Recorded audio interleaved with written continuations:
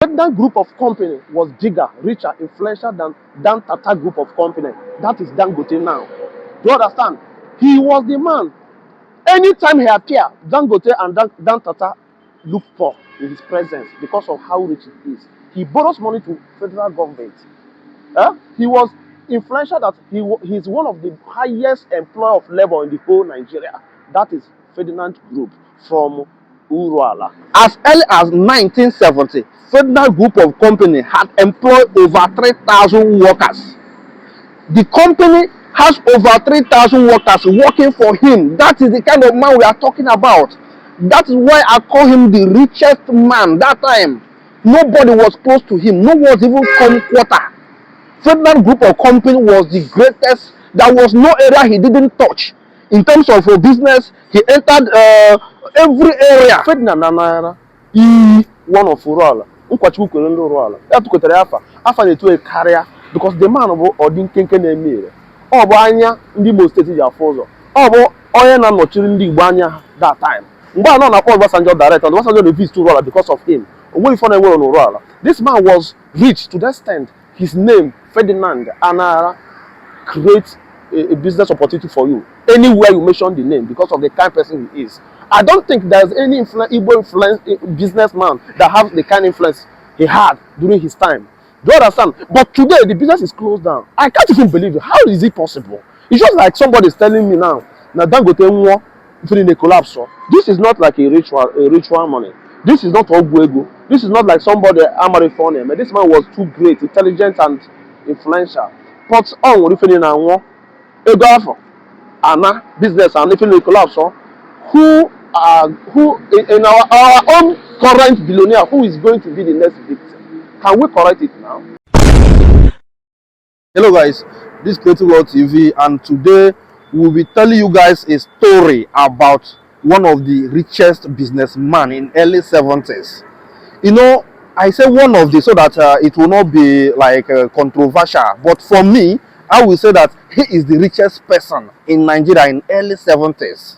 Yes, and the man is from Imo State, Uruala, in the Datono local government.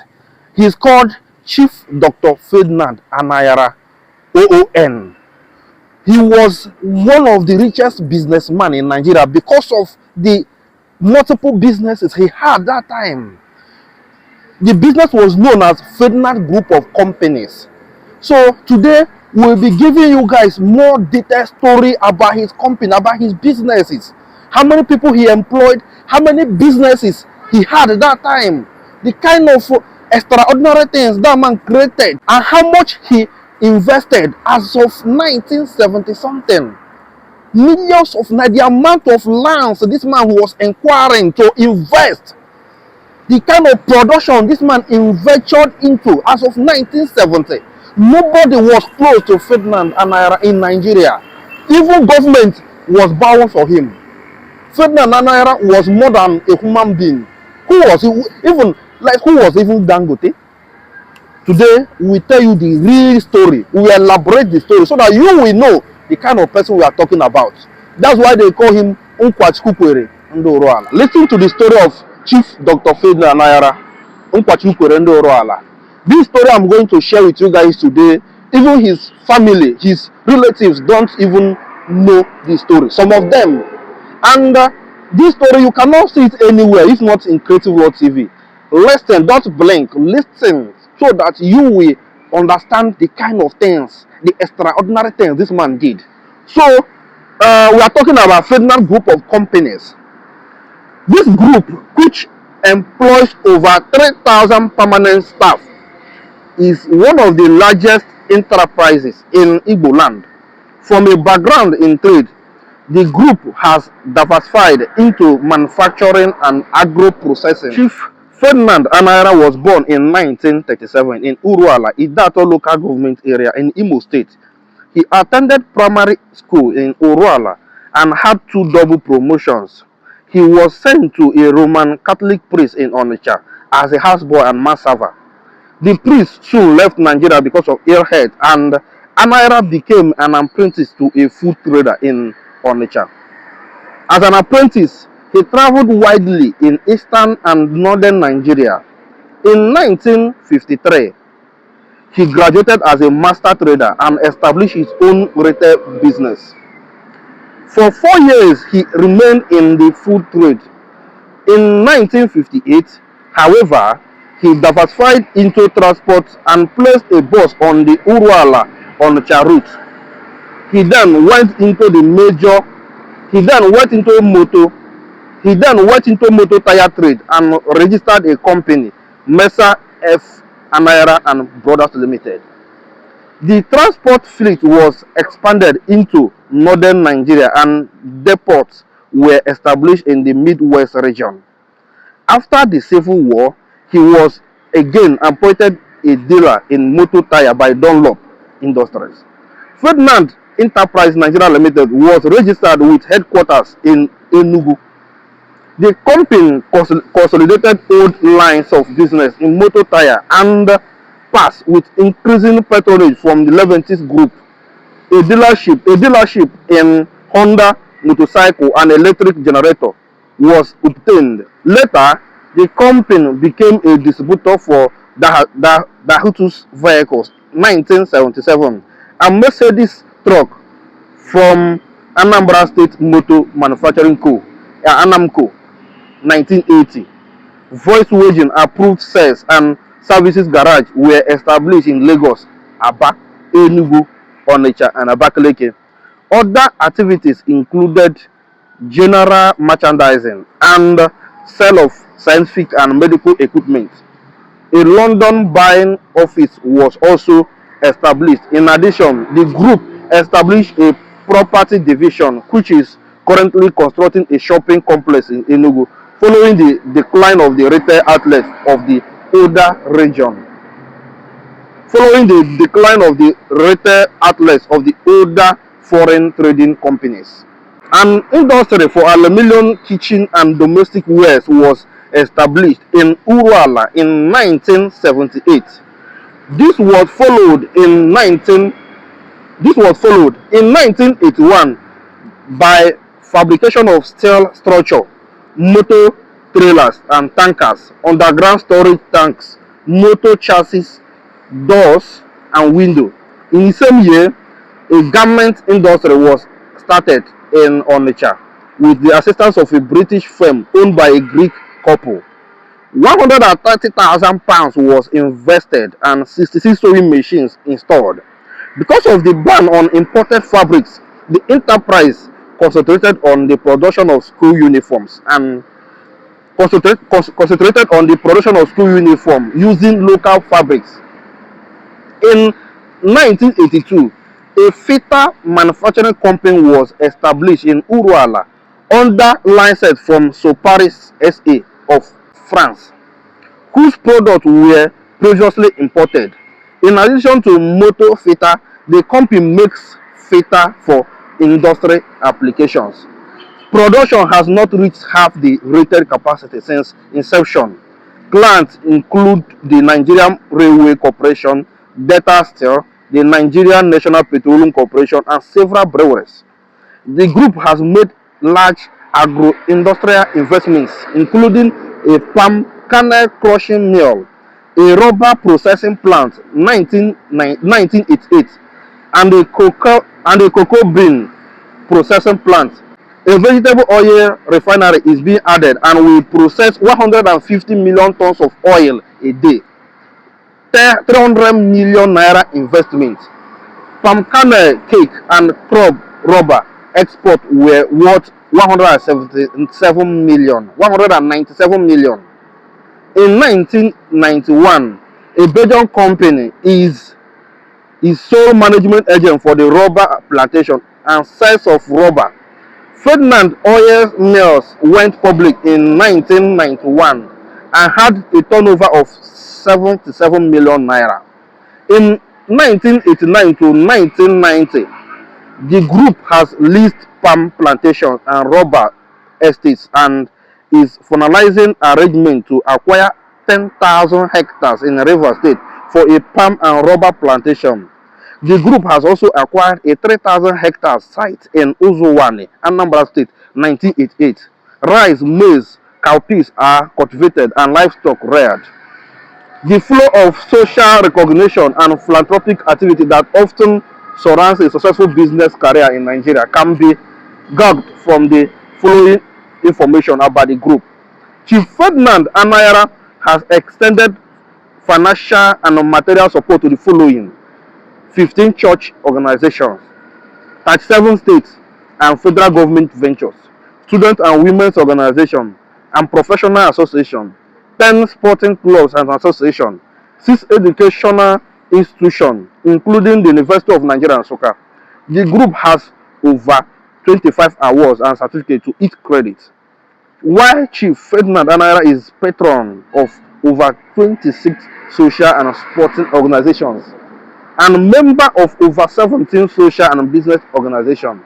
He is also the recipient of 6 chieftaincy titles from various communities in the country and a honorary doctorate in business administration 1992 from the University of Nigeria and Nsukka. One man did all these things. How many production, how many companies, how many production did you hear that he entered into, he ventured into? And one special thing about Chief Dr. Ferdinand Nayara is that all these companies, he bought some of them in his hometown, Uruala, in his home village, and employed a lot of people. This one is not like he's doing it outside. It's his own village. His people benefited. When he was alive, when the companies was functioning, somebody told us in the whole Idato, they don't take light. They have constant electricity because of his company. That is number one benefit. We are not talking about the employment he created. We are not talking about easy access to the productions like Fita, but you don't go far place for you to get your products. This is what one man did in early 70s. That is why he was the richest businessman in Nigeria at that time. For me, based on my own opinion, you can have your own opinion. As early as 1970, Federal Group of Company had employed over 3,000 workers. The company has over 3,000 workers working for him. That is the kind of man we are talking about. That is why I call him the richest man that time. Nobody was close to him. No one was even come quarter. Ferdinand Group of Company was the greatest. There was no area he didn't touch. In terms of business, he entered every area. Electric for the first time 1976. Nurala. Back on first industry, yeah. Okay. 1 billion port. The banana port. Na freje shimi. After on sana ya no filter motor na use. Motor you filter. Both manke trailer or manke ship or everything no na Nurala. So after that, ya no kwa solvent plant, the banana vegetable oil. So at least I won't buy on. I'm not talking about sana kwa Nurala. Ga potential at all. Only about 3 shifts, every morning, afternoon, and night. So Ebanadeka, more than 10 shifts. This is the grave of Ferdinand Anayara. And the question remains, how is the company doing right now? And why did the company close? What went wrong? How are we going to stop it? This is the main reason we are doing all this. Now, Ferdinand Group invested a lot of money. Just I think you follow this in 1980, 300 million turnover. He invested 130,000 euro in a business and has different kind of companies all over the countries. This is a man that had over 3,000 workers working under him. That time, he made money to the extent, the federal government recognized him. That's why he was given OON. And apart from that, he doesn't joke with his people. He practices a corona. Do you understand? Because all the companies in his village, Uruala. Now, but today, the place, the companies, the houses, even the entire place is closed down. The house, the disapplicated or what, collapsed or even ever for the car, even that and what the thing that happened is none of the company is still working. And this man is not up to 20 years. He joined his house. It's like he died in 2007 or so. So we visited his hometown, we visited his paradise, we visited his mansion in his village, which you will see in this video. That's the kind of person we are talking about. Right now, I can say we have different people making a lot of money, having different kind of franchise like a group conglomerate, having different companies. Now, they are Igbo people. But the issue remains, how is business going to succeed? I want you people to share this video. Make all our elites, those who are making money, to see this video so that they will understand. This Ferdinand Anana is richer than, is one of the richest Nigerian man that time. Hmm? And it's from his hard work, his business venture. He has acme, he's intelligent, he's entrepreneur, he's industrialist. He believes in production. Do you understand? He's one of the key people who made Igbo people to venture into production and bring the home, the Akurul, or bring the companies to his home. Because every of all those companies, Ordinal Uruala, company Uruala, there are about 7 different companies in his hometown. So now, but all there are if any is how are we the Igbo people going to do to business our business to continue live after we have joined our ancestors? This is the real question. To Ferdinand Anana, one of Uruala, Uruala, after they to a carrier because the man of Odin Kenken Emir, or Banya, the most state is Afozo, or Oyan and Mochirin Banya that time. But not called Basanjo director, and Basanjo refused to roll because of him. This man was rich to the extent his name, Ferdinand Anara, creates a business opportunity for you anywhere you mention the name because of the kind of person he is. I don't think there's any Igbo businessman that has the kind of influence he had during his time. Do you understand? But today the business is closed down. I can't even believe it. How is it possible? It's just like somebody is telling me now, Dangote in a collapse. Do you know the kind of wealthy, the kind of rich? Oh yeah, you can go food stock. From food stock or where they are by transport, now from Ugwausa or by tire, from me tire. Oh yeah, no, where that's they have equipment, medical equipment, pharmaceutical equipment. If I do a woman from that place or by a farm, do distribute on the Dunlop. Video here manufacturing of filter. Then during his time, one hour filter, like a motor filter, car filter, even the big trucks. He's the only person. The other, in the need the reform the reform. Do you understand? The demand is more than what he can produce. That's how rich he was. Do you understand? Mbaka can make it ego did too much. Great man, Bidona personal shopping complex in Enugu. But sadly, he could not finish it before he joined his ancestors. But the question and the sad story remained that everything collapsed down after his dismiss. What are you telling me? What is happening? Let me tell you, this is not like a ritual money. This is not Ogwego. This is not like somebody Amarifone. This man was too great, intelligent, and influential. But on if you now Ego Anna business and if you collapse, who in our own current billionaire who is going to be the next victim? Can we correct it now? Can we learn from this? Google about these people. Google about this great man. And we'll keep bringing you more about our Igbo entrepreneurs that made a lot of billions of naira before we were born, before I were born. But today, the business has collapsed totally. So that group of company was bigger, richer, influential than Tata group of company. That is Dangote now. Do you understand? He was the man. Anytime he appeared, Dangote and Dan Tata look poor in his presence because of how rich he is. He borrows money to federal government.